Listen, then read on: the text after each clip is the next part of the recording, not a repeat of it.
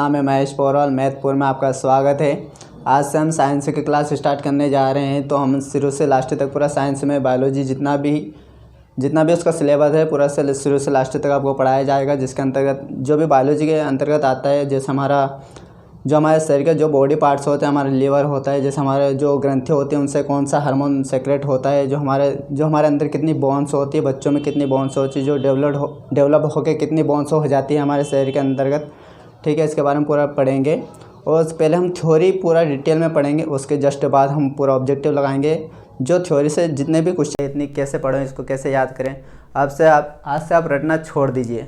अब बायोलॉजी को पूरा समझनाएंगे, पूरा मैं पूरी तरह से समझाऊंगा। बस एक बार पढ़ना, उसके बाद कभी आपको पढ़ने की ज़रूरत नहीं पड़ेगी। ठीक है, तो मैं बायोलॉजी का अपना इंट्रोडक्शन सबसे पहले पढ़ाऊँगा। ठीक है, तो सबसे पहले हम पढ़ते हैं इंट्रोडक्शन।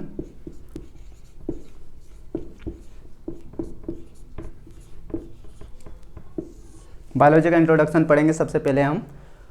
तो इंट्रोडक्शन में बायोलॉजी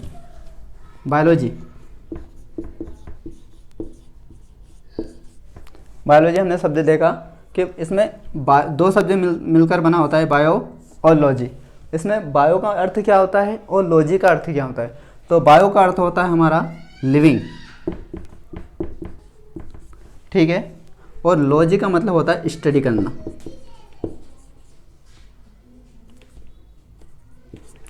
लॉजी का मतलब होता है स्टडी करना। लिविंग में हिंदी का मतलब क्या होता है, जीव, और स्टडी मतलब होता है अध्ययन। मतलब बायोलॉजी मतलब लिविंग स्टडी, मतलब जीवों का अध्ययन करना ही हमारा बायोलॉजी कहलाता है। ठीक है, अब आपके मन में ये सवाल आ रहा होगा कि यार बायोलॉजी है तो सही, बट ये आया कहाँ से आया, इसकी लैंग्वेज क्या है। तो ये हमारा ग्रीक भाषा से लिया गया है बायोलॉजी। ठीक है, अब बायोलॉजी ग्रीक भाषा से लिया गया है, बट ये यहाँ पे लाया कौन है इसको, इसके जनक कौन है। तो इसके जनक मैं बताता हूँ आपको। इसके जनक है अरस्तु। इसके जनक है अरस्तु, जिन्हें एरिस्टोटल के नाम से भी जाना जाता है। एरिस्टोटल इन्होंने इसका जनक, इसको खोज की थी। बट बायोलॉजी शब्द किसने दिया था, तो इसका नामकरण किसने किया था वो हम देखेंगे यहाँ पे। इसका नामकरण लेमार्क और ट्रिनिवेनस और ट्रिनिवेरस ने किया था। ठीक है, यहाँ तक आपको समझ में आया। बायोलॉजी दो शब्दों से मिलकर बना होता है, लिविंग एंड स्टडी, मतलब जिसके अंतर्गत हम जीवों का अध्ययन करते हैं। ठीक है, बायोलॉजी शब्द हमारे ग्रीक भाषा से लिया गया है। बायोलॉजी के जनक कौन है, हमारे अरस्तु, जिन्हें एरिस्टोटल भी कहा जाता है। ठीक है, नामकरण किसने किया था इसका, लेमार्क और ट्रिनिवेरस ने। ठीक है, यहाँ तक आपको समझ में आया। अब आगे हम इसको मतलब बायोलॉजी को कितनी शाखाओं में बांटा वो हम देखेंगे अब।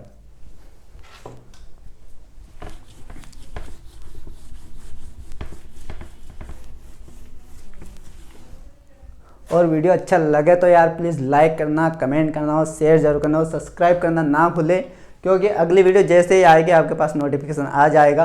तो हम देखेंगे बायोलॉजी की शाखाएं। बायोलॉजी ऑफ ब्रांचेस, बायोलॉजी की शाखाएं देखेंगे हम। इसकी शाखाएं मतलब बायोलॉजी को कितने भागों में बांटा गया है, तो इसको दो भागों में बांटा है। कौन कौन सी, जूलॉजी एंड बॉटनी। तो देखते हैं, जूलॉजी एंड बॉटनी, इसको दो भागों में बांटा गया है, जूलॉजी एंड बॉटनी। अब जूलॉजी का मतलब क्या होता है और बॉटनी का मतलब क्या होता है। तो जू मतलब और लॉजी का मतलब क्या होता है, जू मतलब होता है एंड बॉटनी। जूलॉजी और बॉटनी इसको दो शाखाओं में बांटा है। जू मतलब क्या होता है और लॉजी मतलब क्या होता है, बॉटनी का मतलब क्या होता है। जू मतलब जीव जंतु, मतलब जंतु, और लॉजी तो मैंने यहाँ पे आगे बताया था पहले आपको, स्टडी करना। और बॉटनी में क्या करते हैं, इसमें वनस्पति, इसको हिंदी में क्या बोलते हैं, जूलॉजी को जंतु विज्ञान।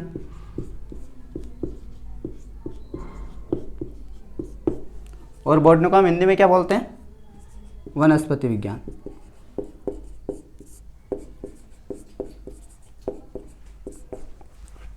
ठीक है, इसमें हम जूलॉजी में जंतुओं का अध्ययन करेंगे और बॉटनी में वनस्पति अध्ययन करेंगे। मतलब जितने भी जीव जंतु है पूरी पृथ्वी में सभी का अध्ययन करेंगे। ठीक है, अब हम देखेंगे, अब ये तो आया जूलॉजी, बट इसके जनक ये यहाँ पे कौन, इसका अध्ययन किसने किया, तो इसका जूलॉजी का पितामह किसे कहा जाता है, तो जूलॉजी का पितामह किसे कहा जाता है, ये भी जिसको बायोलॉजी जिसका जनक कहा जाता है, बायोलॉजी का जनक, उसको उसी ही यहाँ पे इसका पितामह कहा जाता है, मतलब अरस्तु,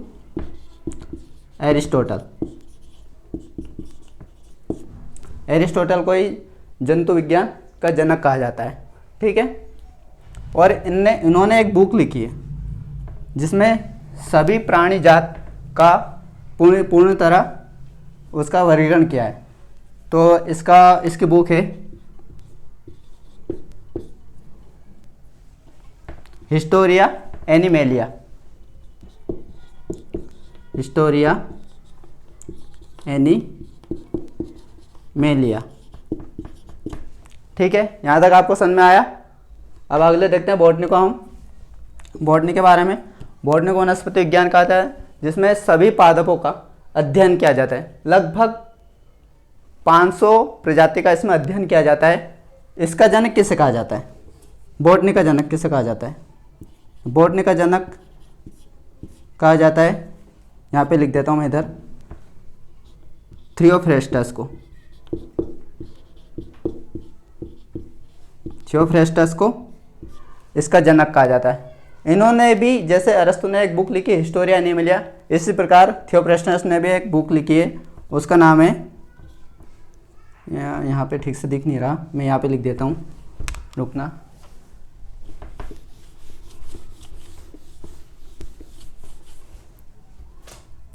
इसको बॉटनी का जनक किसे कहा जाता है, थियोफ्रेस्टस को।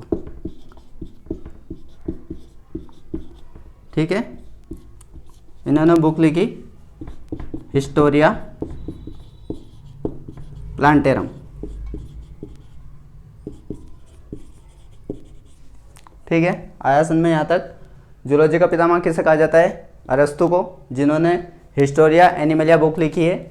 और बॉटनी का जनक कहा जाता है हिस्टोरिया, थियोफ्रेस्टस को कहा जाता है, इन्होंने बुक लिखी हिस्टोरिया प्लांटेरम। यहाँ तक आपको समझ में आया। अब शुरू से आखिरी तक मैं वापस एक बार बताऊं। ठीक है, जूलॉजी हमने सबसे पहले बायोलॉजी शब्द का हमने पूरा इंट्रोडक्शन पढ़ा। बायोलॉजी शब्द किसने दिया, अरस्तु ने, तथा उसका नामकरण किसने किया था, लेमार्क और ट्रेनिवेरस ने। यहाँ तक आपको समझ में आया ना। उसके बाद हमने बायोलॉजी और ब्रांचेस देखी कि इसको कितने भागों में बांटा गया, 2 भागों में, जूलॉजी और बॉटनी। जूलॉजी का पितामह किससे कहा था हमने, अरस्तु को। ठीक है, और जिन्होंने एक बुक लिखी थी, कौन सी बुक, हिस्टोरिया एनिमेलिया। इसी प्रकार बॉटनी का जनक किससे कहा था हमने, थियोफ्रेस्टस को। थियोफ्रेस्टस ने बुक लिखी, कौन सी लिखी, हिस्टोरिया प्लांटेरम, जिसने 500 से अधिक पादपों की जाति का अध्ययन किया था इसमें। ठीक है, अब कुछ अलग बताता हूँ मैं। जैसे जंतुओं के बहुत सारे, जैसे उसके आंतरिक संरचना का अध्ययन, बाह्य संरचना का अध्ययन क्या कहलाता है, ऐसा मैं बताना हूँ। जीव जंतुओं के या पेड़ पौधों की जो बाह्य संरचना होती है उसका अध्ययन हम कहलाता है मार्फोलॉजी। ऐसे ही मार्फोलॉजी बाह्य संरचना का अध्ययन, जैसे हमारे ये बाहर जो शरीर के बाहर होता है उसका अध्ययन हम मार्फोलॉजी के अंतर्गत करते हैं। उसी प्रकार आंतरिक संरचना अध्ययन को क्या कहा जाता है, एनाटॉमी। क्या कहा जाता है, एनाटॉमी। आया समझ में। जैसे हम अभी तक पढ़ा, वापस मैं एक बार और पूरा रिपीट कर देता हूँ आपको।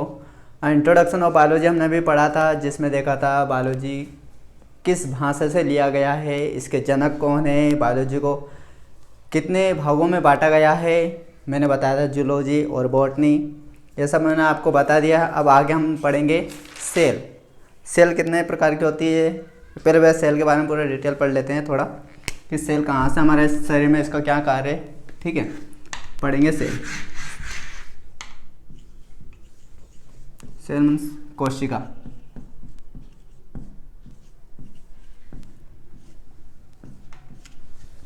ऐसे सबसे पहले यहाँ से क्वेश्चन बनता है कि सेल की खोज किसने की, इसका नामकरण किसने दिया। तो मैं बता दूँ, सेल का नामकरण दिया है रॉबर्ट हुक। रॉबर्ट हुक ने इसका नाम दिया है।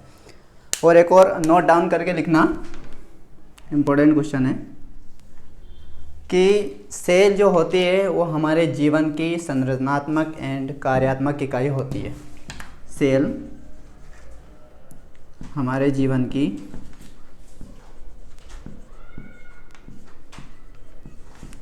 संरचनात्मक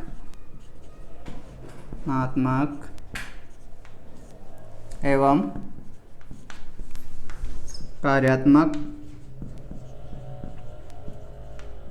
इकाई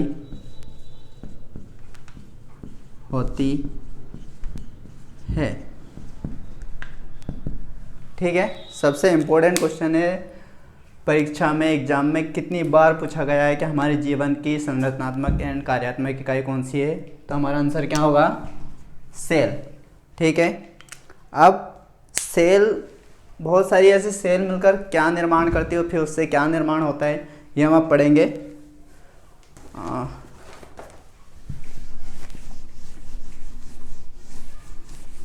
दोस्तों यहाँ तक समझ में आया आपको, मैं एक बार और रिपीट कर दूंगा वापस, टेंशन ना ले आप।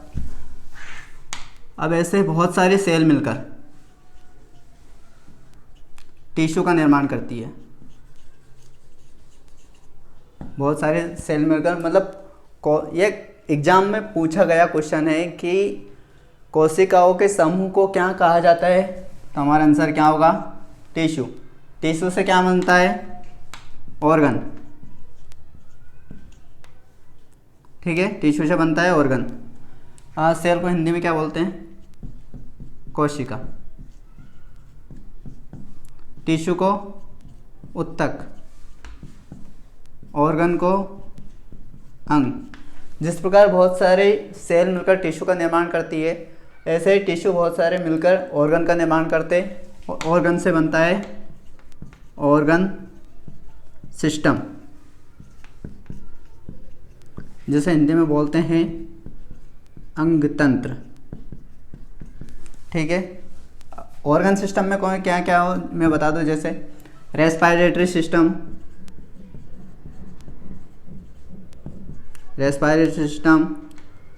और एक्सक्रेटरी सिस्टम,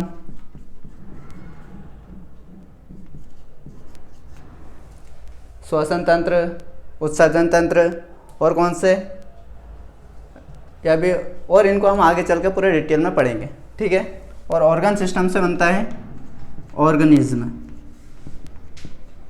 मतलब इसका हिंदी मतलब होता है जीव। यहाँ पे हमारे यहाँ से बहुत सारे सेल मिलकर टिश्यू का निर्माण करती, टिश्यू से ऑर्गन, ऑर्गन से ऑर्गन सिस्टम, ऑर्गन सिस्टम से ऑर्गेनिज्म। यहाँ पे जीव पूर्ण तरह बन जाता है। ठीक है, यहाँ तक आया समझ में। अब हम आगे बढ़ते हैं, टाइप्स ऑफ सेल। सेल कितने प्रकार की होती है।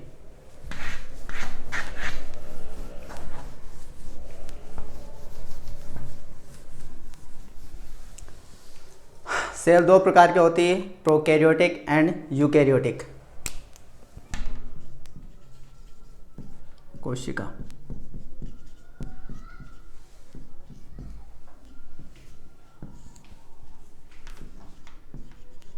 Prokaryotic and eukaryotic.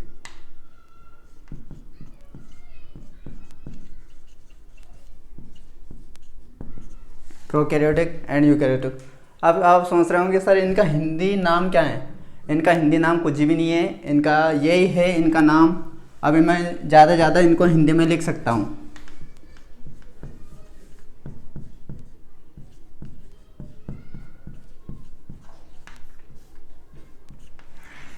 And eukaryotic.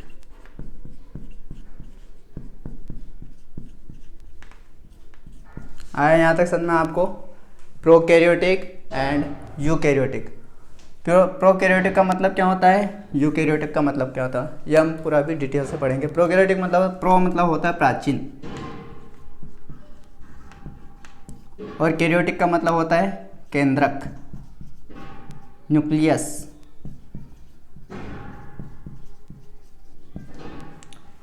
ठीक है। और यूकैरियोटिक का, इसका यू का मतलब होता है ट्रू, और कैरियोटिक का मतलब यहाँ पे बताया जैसे मैंने केंद्रक। ये बहुत प्राचीन समय की है। इससे ही प्रोकैरियोटिक कोशिकाओं से ही यूकैरियोटिक ये धीरे धीरे डेवलप्ड होके यूकैरियोटिक कोशिकाओं में बदल गई है। अब इसके एग्जांपल जैसे प्रोकैरियोटिक कोशिकाओं में कौन कौन से आते हैं, जैसे पहला आता ना बैक्टीरिया, एग्जाम्पल बैक्टीरिया, जिसे बोलते हैं जीवाणु। ब्लू ग्रेन एल्गी,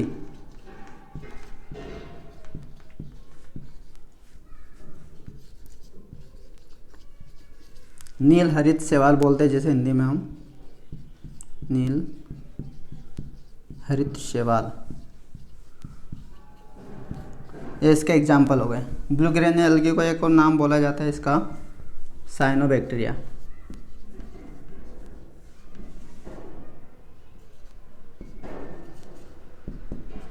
साइनोबैक्टीरिया भी इसे ब्लू ग्रेन एल्गी को कहा जाता है। ठीक, यहाँ तक आया समझ में। सेल दो प्रकार की होती है, प्रोकैरियोटिक एंड यूकैरियोटिक। प्रोकैरियोटिक का मतलब होता है, इसके एग्जाम्पल कौन कौन से हैं, bacteria and blue grain algae, जिसे साइनोबैक्टीरिया भी कहा जाता है। यूकैरियोटिक का मतलब, इसका मतलब होता है ट्रू, जिसको पूर्ण तरह से पूरी डेवलप हो चुकी है अभी तक। इसके एग्जाम्पल अपन देखते हैं। फंगल सेल, कवक की कोशिका,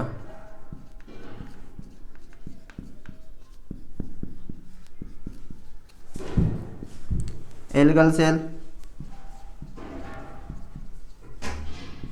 जैसे शैवाल की कोशिका कहते हैं हम,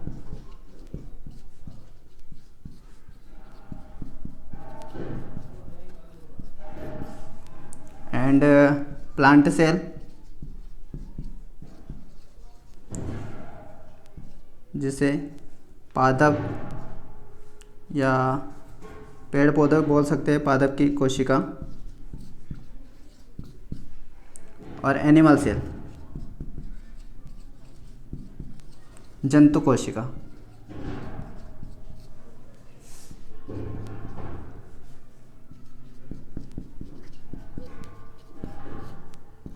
जंतु कोशिका। यहाँ तक आया आपको समझ में। यूकैरियोटिक कोशिका के उदाहरण कौन कौन से, fungal cell, algal cell, plant cell and animal cell. अब आपके मन में ये सवाल उठ रहा होगा कि सर हम कौन से सेल के अंदर आते हैं, तो हम आते हैं एनिमल सेल के अंतर्गत। हम एनिमल सेल के अंतर्गत आते हैं। एनिमल सेल में कौन सी, यूकैरियोटिक सेल, जो हम, क्योंकि हम पूर्ण तरह से डेवलप्ड हैं। अब सबसे नोट डाउन करते चलना, मैं यहाँ तक आया आपको समझ में। यहीं से सवाल पूछते हैं दोस्तों एग्ज़ाम में। और हाँ, वीडियो को पूरा देखें, स्किप ना करें, क्योंकि इसके थ्योरी के तुरंत बाद हम करेंगे ऑब्जेक्टिव। इससे रिलेटेड होंगे कि एग्ज़ाम में किस टाइप से हमसे क्वेश्चन पूछते हैं। और यार वीडियो अच्छा लगे तो प्लीज़ लाइक करें, कमेंट करें, शेयर करें, और चैनल को सब्सक्राइब करना ना भूलें, और बेल आइकन को प्लीज़ क्लिक कर देना, ताकि अगली वीडियो जब भी हम अपलोड करें तो आपके पास उसका नोटिफिकेशन आ जाए। अब नोट करते चलना, जो हमने लिखा था ना अभी, blue grain algae, blue green algae, उसके ऊपर सबसे इम्पोर्टेंट क्वेश्चन कि जो ब्लू ग्रेन एल्गी है साइनोबैक्टीरिया,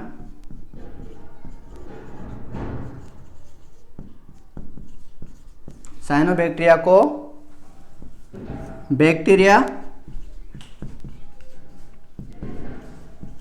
एंड एल्गी के बीच की योजक कड़ी कहा जाता है। क्यों? क्योंकि इसमें बैक्टीरिया के भी गुण होते हैं और एल्गी के भी गुण होते हैं।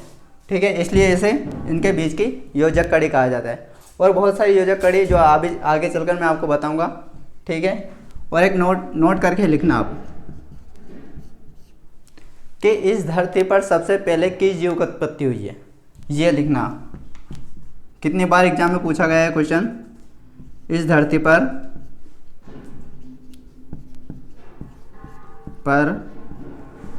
सबसे पहले किस जीव की उत्पत्ति हुई।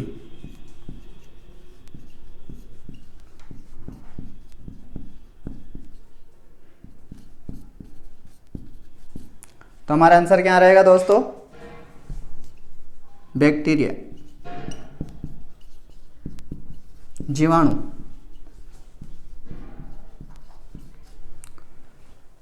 इस धरती पर सबसे पहले जीवाणु की ही उत्पत्ति हुई थी, ठीक है।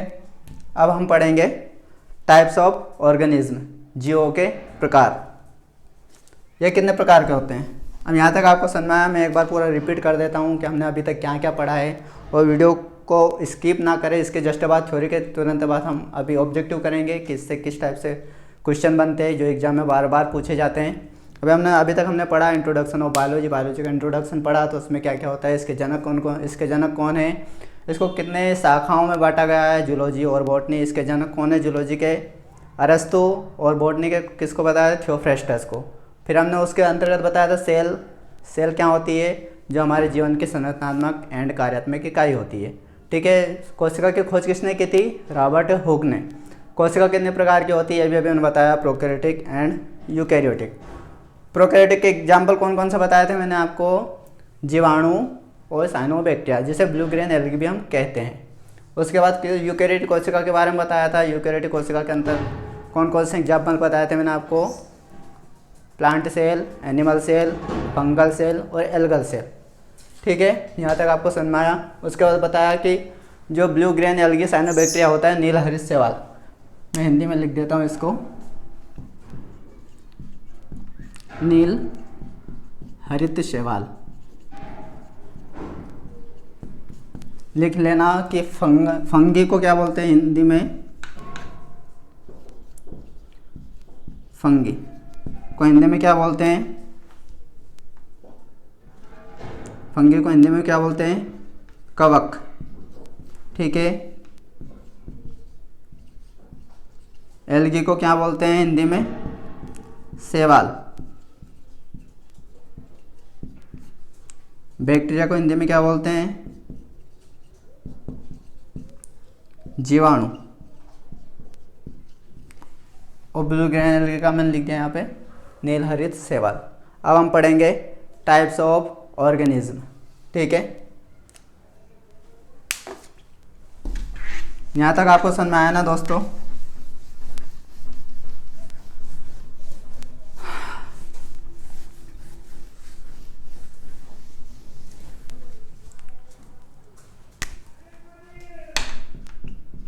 टाइप्स ऑफ ऑर्गेनिज्म,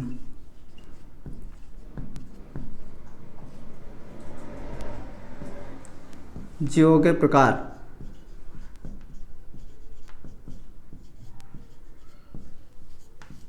जीव, इस धरती पर कितने प्रकार के जीव पाए जाते हैं, 2 प्रकार के होते हैं। कौन कौन से, यूनिसेल्यूलर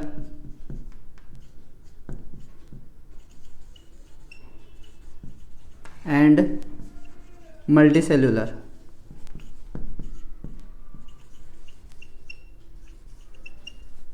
ठीक है। इसको हिंदी में क्या बोलते हैं, यूनिसेल्यूलर को एक कोशिकीय,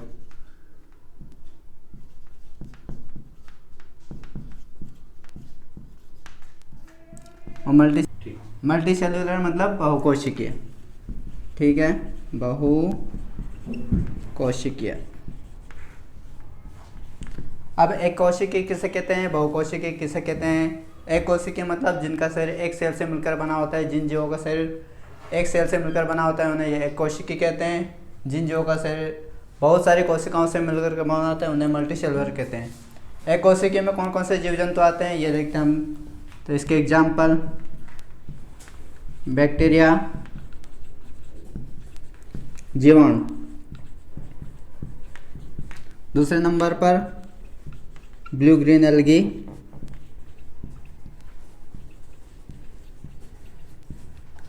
साइनोबैक्टीरिया भी कहते हैं हम इसे, साइनोबैक्टीरिया, जिसे हिंदी में बोलते हैं हम नील हरित शैवाल, नील हरित शैवाल। थर्ड नंबर पर आता है प्रोटोजोआन, इसको हिंदी में प्रोटोजोआन ही कहते हैं।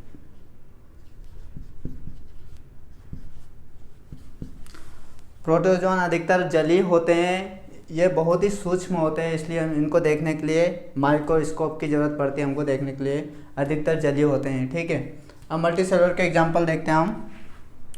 प्लांट, जिसे पादप कहते हैं, एनिमल, जंतु, फंगी, इसे कवक कहते हैं, और एल्गी, एल्गी। ठीक है, इसे बोलते हैं हम शैवाल। एक कोशिका में हमने कौन कौन से एग्जाम्पल देखे, जिनका शरीर एक कोशिकाओं से मिलकर बना होता है उन्हें एक कोशिकी कहते हैं। इसके एग्जाम्पल है बैक्टीरिया, ब्लू ग्रीन एल्गी और प्रोटोजोआ। बहुत ही सूक्ष्म होते हैं, इसलिए इनको देखने के लिए माइक्रोस्कोप की जरूरत पड़ती है हमको। मल्टी सेलुलर बहुकोशिकीय, जिनका शरीर बहुत कुछ सारी कोशिका। दोस्त हमने देखा था अभी पूरा थ्योरेटिकल देखा था, अब हम उसके ऑब्जेक्टिव लगाएंगे। ठीक है आपसे, ठीक है। जैसे हमने अब वहाँ पे देखा था जीव विज्ञान के जनक किसे कहा जाता है, तो मैंने क्या बताया था आपको, अरस्तु को कहा जाता है। ठीक है, सेकंड वाला क्वेश्चन देखते हैं। वनस्पति शास्त्र का जनक किसे कहा जाता है, वनस्पति शास्त्र का जनक कहा जाता है थियोफ्रेस्टस को। ठीक है दोस्तों। थर्ड वाला क्वेश्चन, चिकित्सा शास्त्र का जनक किसे कहा जाता है, इसके बारे में हम अगले वीडियो में पूरा डिटेल में पढ़ेंगे। चिकित्सा शास्त्र के जनक कहा जाता है हिप्पोक्रेटस को। फोर्थ वाला क्वेश्चन, पुष्पों का अध्ययन क्या कहलाता है, पुष्पों का अध्ययन क्या कहलाता है दोस्तों, एंथ्रोलॉजी। क्या कहलाता है, एंथ्रोलॉजी। फिफ्थ वाला क्वेश्चन,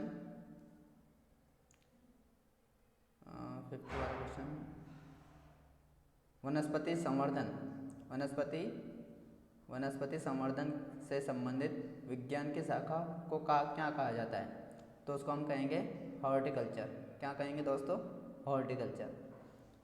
सिक्स वाला क्वेश्चन है, जीव एवं वातावरण की अंतर अभिक्रिया से संबंधित जीव विज्ञान की शाखा क्या कहलाती है, तो हमारी वो कहलाती है पारिस्थितिकी, जिसमें जीव एवं पादप एक ही उसमें रहते हैं, उसे हम पारिस्थितिकी कहते हैं। ठीक है दोस्तों। अगला क्वेश्चन है, जीवों की आंतरिक संरचना का अध्ययन क्या कहलाता है। जैसे मैंने वहाँ पे आपको बताया था थ्योरी में, अब थ्योरी आपने अच्छे से पढ़ी होगी तो ये क्वेश्चन आप आराम से लगा सकते हैं। जीवों की आंतरिक संरचना का अध्ययन क्या कहलाता है, जीवों की आंतरिक संरचना का अध्ययन क्या कहलाता है, एनाटॉमी कहलाता है। ठीक है दोस्तों, एनाटॉमी कहलाता है।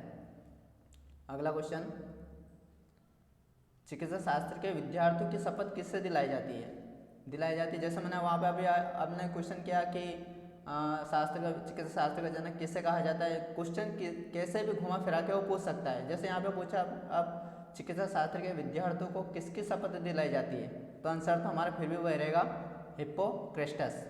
ठीक है। अगला क्वेश्चन है, हमारे शरीर की संरचनात्मक व कार्यात्मक इकाई कौन सी, मैंने वहाँ पे आपको बताया था कोशिका को कहा जाता है। बॉटनी शब्द की उत्पत्ति किस भाषा से शब्द हुई, बॉटनी जीव विज्ञान एक ही है, जिसे फ्रेंच से इसकी उत्पत्ति हुई है। ठीक है, फ्रेंच भाषा से। अगला क्वेश्चन हमारा, जंतु विज्ञान का जनक कहलाता है, जंतु विज्ञान का जनक किसे कहते हैं हम, अरस्तु को, पितामह जनक। और जैसे मैंने आपको वहाँ पे बताया था कि जूलॉजी का पिता कौन कहलाता है, तो वो भी अरस्तु कहलाते हैं दोस्तों। कौन, अरस्तु। ठीक है। अगला क्वेश्चन देखते हैं, एक कोशिकीय जीव निम्न में से कौन सा है। मैंने कहा आपने पूरा वीडियो थ्योरी का अच्छे से पढ़ा होगा, तो ये क्वेश्चन आपसे बनेंगे। और प्लीज़ जिसने भी नहीं देखा हो वीडियो तो पूरा देख लीजिए, पहले उसको थ्योरी पूरा पढ़िएगा, उसके बाद ये क्वेश्चन लगाइएगा, अदरवाइज आपसे क्वेश्चन नहीं बन पाएंगे। एक कोशिकीय जीव निम्न में से कौन सा है? जैसे प्रोटोजोआ, कवक, शैवाल और जंतु। जब मैंने वहाँ पे आपको बताया कोशिकीय जीव कौन सा है, एक कोशिकीय, तो वहाँ पे मैंने कौन कौन सा बताया था आपको, एक कोशिकीय जीव कौन कौन से? जीवाणु, जीवाणु बताया था, ठीक है। नील हरित शैवाल बताया था, नील हरित शैवाल, और एक बताया था प्रोटोजोआ, ठीक है। अब इसमें से हमारा आंसर कौन सा हो जाएगा? प्रोटोजोआ। नेक्स्ट क्वेश्चन कौन सा है? हिस्टोरिया प्लांटेरम पुस्तक के लेखक कौन है? हिस्टोरिया प्लांटेरम मैंने बताया था वहाँ पे आपको कि हिस्टोरिया एनिमलियम के लेखक थे अपने अरस्तु, और हिस्टोरिया प्लांटेरम का लेखक तो थियोफ्रेस्टस। इन्हें ही वनस्पति विज्ञान का जनक कहा जाता है। किसे? थियोफ्रेस्टस को। हिस्टोरिया एनिमलियम पुस्तक के लेखक कौन है? अभी बताया मैंने जस्ट आपको, कौन है? अरस्तु। नेक्स्ट क्वेश्चन देखते हैं दोस्तों, कोशिकाओं का समूह क्या कहलाता है? जैसे मैंने आपको वहाँ पे पहले ही बताया था ना कि ये सेल हो जाती है, सेल से टिश्यू, टिश्यू से ऑर्गन, ऑर्गन से ऑर्गन सिस्टम बना था वहाँ पे हमारा, ऑर्गन सिस्टम से ऑर्गेनिज्म। तो हमारा आंसर यहाँ पे क्या? कोशिकाओं का समूह क्या कहलाता है हमसे पूछ रहा है, तो ऊतक।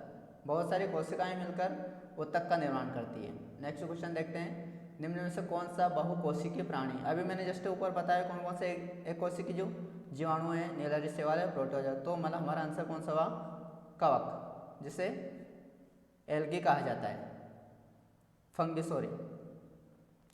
नील हरित शैवाल, वो मील नहीं है, सॉरी, नील हरित शैवाल है, उसको मील लिख दिया, नील हरित शैवाल है, जिनके बीच की योजक कड़ी कहा जाता है। नील हरित शैवाल में साइनोबैक्टीरिया, ब्लू ग्रेन एल्गी कहा जाता है, जिसके ये सॉरी जीवाणु नहीं है, विजाणु नहीं है, ये वह गलत है यहाँ पे। जीवाणु एवं विषाणु, जीवाणु एवं कवक। थर्ड क्वेश्चन, शैवाल एवं जीवाणु, ये हमारा आंसर हो जाता है। मैंने आपको बताया था वहाँ पे भी, यदि आपने थ्योरी अच्छे से पढ़ी होगी तो आप आंसर दे पाओगे इसके, अदरवाइज नहीं दे पाओगे। सेल कितने प्रकार की होती है मैंने बताया था दोस्तों, वहाँ पे कौन कौन सी? 2 प्रकार की होती है सेल। सेल 2 प्रकार की होती है, प्रोकैरियोटिक एंड यूकैरियोटिक, ठीक है। तो हमारा आंसर क्या हो जाएगा? ये वाला सेकंड वाला, 2 प्रकार की होती है सेल। 19 क्वेश्चन, न्यूक्लियस के चारों कौन सी झिल्ली पाई जाती है? मैंने बताया था आपको वहाँ पे न्यूक्लियस के चारों ओर न्यूक्लियस झिल्ली पाई जाएगी, न्यूक्लियस के चारों ओर। तो न्यूक्लियस झिल्ली कैसे कहता है? वहाँ न्यूक्लियस को केंद्रक झिल्ली क्या कहा जाता है दोस्तों? केंद्रक झिल्ली। 20वां क्वेश्चन कौन सा है? जीव विज्ञान शब्द का प्रयोग सर्वप्रथम किसने किया था? मैंने आपको बताया था अरस्तु को तो उसका पितामह कहा जाता है।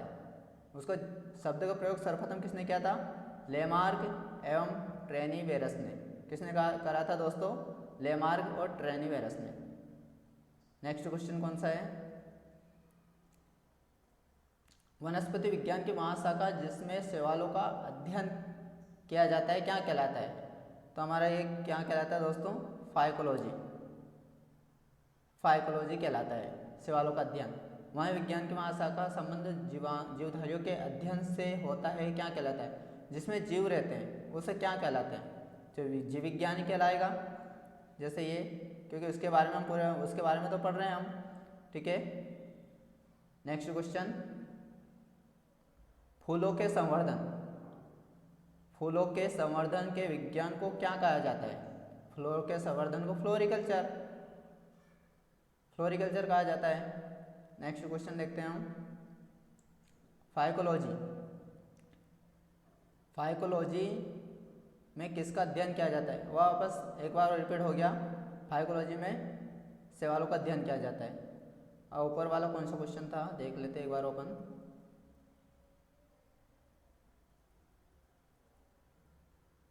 हाँ ठीक है, वापस ये क्वेश्चन रिपीट हुआ जैसे वहाँ पे हमने अब वहाँ पे हमसे पूछा था, अभी पूछा था कि फाइकोलॉजी किसे कहा जाता है, यहाँ पे शैवालों का। ऐसे घुमा फिरा के कैसे भी क्वेश्चन पूछ सकते दोस्तों, कैसे भी क्वेश्चन पूछ सकते हैं हम, ठीक है। अब डेंड्रोलॉजी का किसे कहा है? डेंड्रोलॉजी है, सॉरी, ये यहाँ पे ये लगा है। डेंड्रोलॉजी कैसा कहा जाता है? तो किसे कहा जाता है दोस्तों? झाड़ियों के अध्ययन को। मैंने अदर क्वेश्चन भी लगाए हैं इसमें, ताकि आपको कुछ भी क्वेश्चन मिस ना हो। सिलेबस से जो भी क्वेश्चन एग्जाम पैटर्न में जैसे भी जिस टाइप से क्वेश्चन पूछते हैं सभी मैं इंक्लूड करूँगा इसमें। अब 26वां क्वेश्चन को हमारे पास है, पर्यावरण का अध्ययन विज्ञान की किस शाखा के अंतर्गत किया जाता है? तो पर्यावरण का अध्ययन हमारा पारिस्थितिकी के अंतर्गत किया जाता है, जिसमें पादप और जीव दोनों को इंक्लूड किया जाता है। नेक्स्ट क्वेश्चन है, जीवाश्म वनस्पति विज्ञान के वहाँ क्या अध्ययन किया जाता है, क्या कहलाता है? जीवाश्म का अध्ययन क्या कहलाता है? तो जिसमें जीवाश्म रहते हैं तो हमारे जीवाश्म अध्ययन कहलाता है। जीवाश्म का अध्ययन जीवाश्म विज्ञान कहलाता है। ठीक है, नेक्स्ट क्वेश्चन देखते हैं। यहीं पे हमारा क्वेश्चन कंप्लीट होता है, क्योंकि इतने ही क्वेश्चन इसमें बन पाए हैं। तो दोस्तों पहले जिसने भी पहले पूरी थ्योरी नहीं पढ़ी, अच्छे से थ्योरी पढ़ें, उसके बाद ही हम एक ऑब्जेक्टिव लगाएं, ताकि ऑब्जेक्टिव अच्छे से बन पाए। और जस्ट अगली वीडियो जल्दी मैं अपलोड करूँगा। और वीडियो अच्छा लगा तो लाइक करना यार, और कमेंट करना ना भूलें, और सब्सक्राइब करना ना भूलें, और बेल आइकन को प्लीज़ ज़रूर क्लिक कर देना, ताकि अगली वीडियो जब भी हम अपलोड करें आपके पास नोटिफिकेशन आ जाए। Thank you for watching.